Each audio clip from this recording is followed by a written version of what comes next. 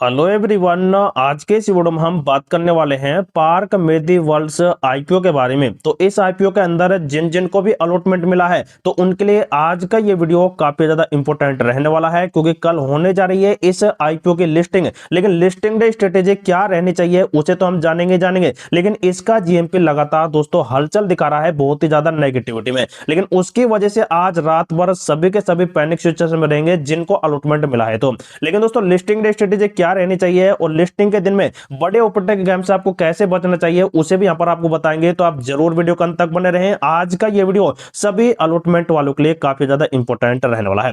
तो जैसा कि दोस्तों इस आईपीओ का अगर आपको अलॉटमेंट मिला है तो 162 रुपए पर शेयर देख सकते हैं। यहां पर प्राइस में आपको 92 इक्विटी शेयर आपके डीमेट अकाउंट में क्रेडिट कर देंगे, क्योंकि दोस्तों आज का इंपॉर्टेंट दिन था। और आप देख सकते हैं एक तो जिनको अलॉटमेंट मिला था 15 दिसंबर को, तो उनको आज उनके डीमेट अकाउंट में शेयर क्रेडिट कर देंगे। अगर दोस्तों अगर क्रेडिट अभी तक नहीं हुए हैं तो कल सुबह लिस्टिंग से पहले जल्द से जल्द आपको यहां पर आपके डीमेट अकाउंट में शेयर देखने को मिल जाएंगे।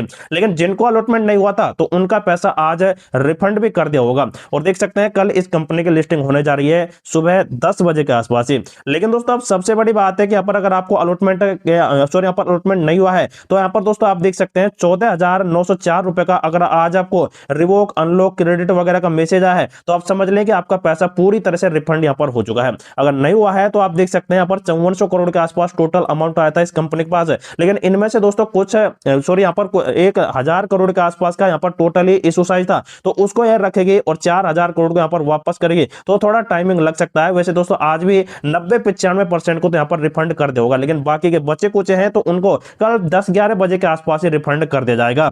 लेकिन दोस्तों सबसे बड़ी बात आती है कि लिस्टिंग डे स्ट्रेटेजी कैसे आपको अपनानी चाहिए। सबसे पहले दोस्तों कंपनी के बिजनेस मॉडल को देखना चाहिए। उसके बाद दोस्तों कंपनी के फंडामेंटल्स हैं, कुछ यहाँ पर बड़े एक्सपर्ट हैं उनका बयान देखना चाहिए। प्रॉफिट एंड लॉस की लिस्ट है जो उनको देख लेना चाहिए और साथ ही बैलेंस शीट को जरूर देखना चाहिए। उसके बाद ही तय होती है कि कंपनी की लिस्टिंग डे स्ट्रेटेजी आपको कैसे अपनानी चाहिए। तो इन्हीं वाले अपडेट्स को दोस्तों एक बार यहाँ पर जांच लेते हैं। सबसे पहले बात करते हैं कंपनी के दोस्तों कारोबार को पर।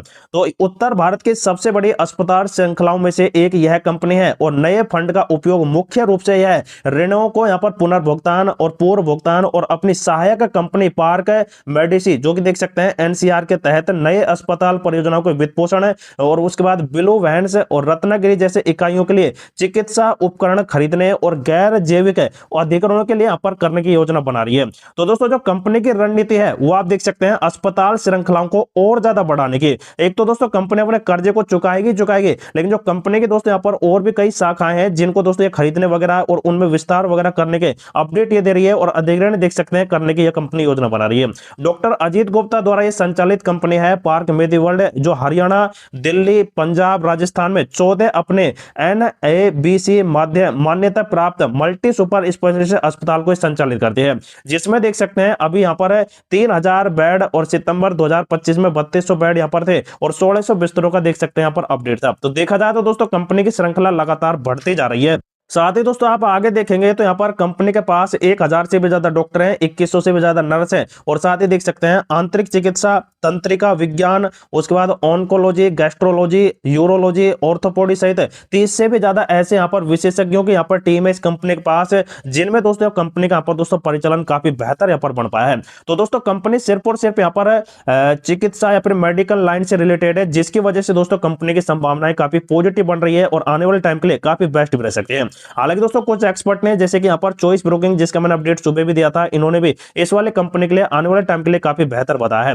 हालांकि दोस्तों कंपनी का यहाँ पर फंडामेंटल चेक करेंगे तो ये काफी बेहतर है। जैसे कि आप देख सकते हैं करीब 7,000 करोड़ के आसपास का मार्केट कैप है, जिसकी कल से यहाँ पर उम्मीद की जा रही है 10,000 करोड़ के आसपास की। लेकिन उसके बाद आप देखेंगे तो दोस्तों 20% और 21% के कंपनी के ROC और ROE है, मतलब कि कंपनी अपने फंड का यूज कर अपने बिजनेस मॉडल को बढ़ाने में या फिर डाइवर्सिफाई करने में दोस्तों काफी यहाँ पर योगदान निभा रही है। कंपनी पर कर्जा 734 करोड़ का है, 1100 करोड़ के कंपनी के पास रिजर्व है और 165 करोड़ की कैश फ्लो है। तो कंपनी जब चाहे दोस्तों अपने इस कर्जे को यहां पर चुका भी सकते हैं। तो फंडामेंटल दोस्तों काफी स्ट्रॉन्ग देखने को मिले। लेकिन कंपनी के बैलेंस शीट सॉरी यहाँ पर प्रॉफिट एंड लॉस की लिस्ट देखेंगे तो 200 करोड़, 228 करोड़, 152 करोड़ और फिर 213 करोड़। तो दोस्तों यहाँ पर बढ़ा है कंपनी का प्रॉफिट, फिर घटा है और फिर देख सकते हैं फिर से बढ़ता दिखाई देगा।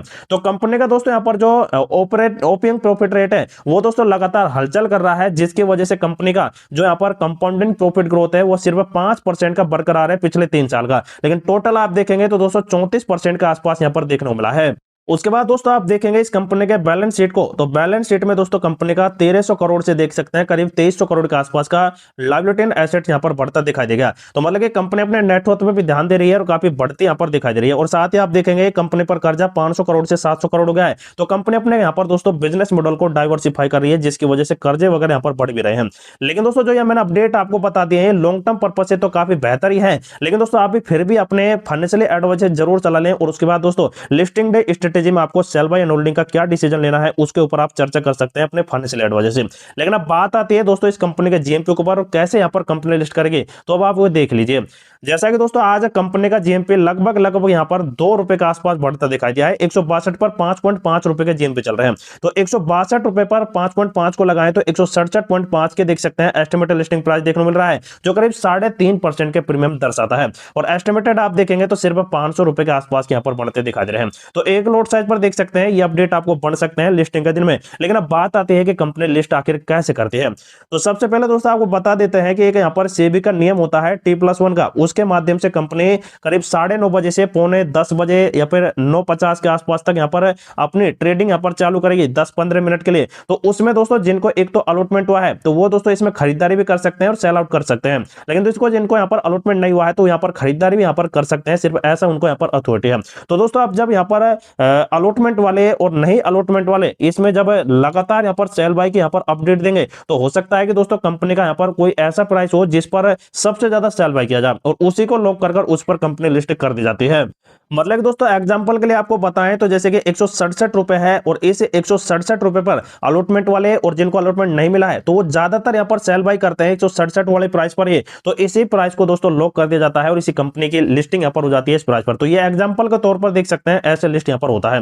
लेकिन अब बात आती है कि दोस्तों बड़े ऑपरेटर के गेम से आपको कैसे बचना है। तो जैसा कि दोस्तों आप देख ही रहे होंगे कि यहाँ पर इस कंपनी के अंदर बिग एनएनआई नॉन इंस्टीट्यूशनल वाले और स्मॉल एनएनआई वाले तो इन्होंने 500 करोड़ 1600 करोड़ बहुत ही ज्यादा अमाउंट लगा। तो इन्होंने 2-4 लोट साइज तो भरी नहीं होंगी, कम से कम 500 हजार लोट साइज भरे होंगे। तो एक झटके से इनको दोस्तों 100 लोट साइज में मिल जाती है।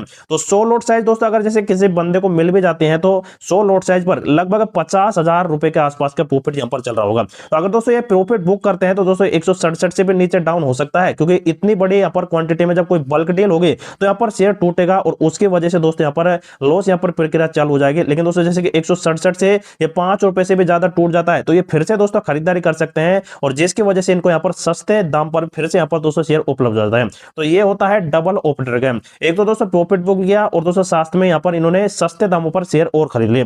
तो ऐसे यहाँ पर जो ऑपरेटर गेम होते हैं उससे आपको जरूर बचना है। अगर दोस्तों आपके पास कुछ शेयर है और लॉन्ग टर्म पर्पज से आप मानते हैं तो दोस्तों यहाँ पर आपको यहाँ पर कुछ देखना ही नहीं है। लेकिन दोस्तों शॉर्ट टर्म और मीडियम टर्म वाले हैं तो वो दोस्तों यहाँ पर जरूर स्ट्रेटेजी अपना बनाए इन वाले अपडेट्स के अनुसार ही। लेकिन फिर भी दोस्तों आप अपने फाइनेंशियल एडवाइजर जरूर सलाह लें और उसके बाद ही इस आईपीओ के अंदर आपको लिस्टिंग डे स्ट्रेटेजी खुद से यहाँ पर अपनानी चाहिए। तो ये थे दोस्तों इस आईपीओ को लेकर आज के कुछ बड़े अपडेट जो आपके साथ डिस्कस किए। लेकिन अब जो भी बड़े अपडेट होंगे वो आपको नेक्स्ट वीडियो प्रोवाइड करा दिए जाएंगे। तो आप जरूर हमारे चैनल को सब्सक्राइब कर रखें।